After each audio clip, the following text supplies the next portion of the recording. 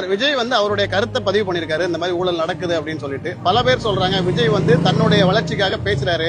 திமுக அப்படிலாம் கிடையாது. விஜயுடைய சம்பளம் வந்து 250 கோடின்னு நம்ம சொல்றோம்.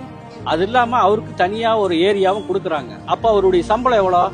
400 கோடி வரும். 400 கோடி வருது. 400 கோடி வேண்டாம், எனக்கு நான் மக்களுக்காக பணியாற்றுறேன்னா யாராச்சும் இத வந்து ஏத்துக்குவாங்களா, ஏத்துக்க மாட்டாங்களா? சார், மத்தவங்க எல்லாம் வந்து சம்பாதிக்கிறாங்க. அவன் சம்பாரிச்சுட்டு வர்றாரு விஜய். விஜய் வந்து ஒரு படத்துக்கு அவர் மாசு. இப்ப வந்து பாத்தீங்கன்னா கண்டினியூா ஒரு வருஷத்துக்கு 4 படம் அடிச்சா எவ்வளவுங்க? 2000 கோடி ஆச்சுல்ல. 1600 கோடி ஆச்சு. 1600 கோடி ஆச்சுல்ல. வருஷம் 1600 கோடி சம்பாரிச்சுட்டு போட்டோம். ஜாலியா தானே இருப்பா. அப்படி மக்களுக்காக வந்திருக்காரு. மக்களுக்காக சார் எல்லாத்தையும் எதிர்பார்க்கணும் சார். நீங்க 2 பேர் ஆண்டுட்டு இருக்க கூடாது சார். 3ஆவதா ஒருத்தன் வரணும் சார். அவங்களுக்கு நம்ம வந்து வாய்ப்பு கொடுக்கணும். பண்றாங்க இல்லையாங்கிறது. ஏன் கேரளாவில எல்லாம் என்ன பண்றாங்க? மாத்தி தானே வாய்ப்பு கொடுத்து வாழ்றாங்க. ஒரே ஆளா உட்காந்துட்டு இருக்காங்க. அந்த மாதிரி மாற்றம் வந்தாதான் தமிழ்நாடு ஒரு கொஞ்சம் பார்க்கலாம்.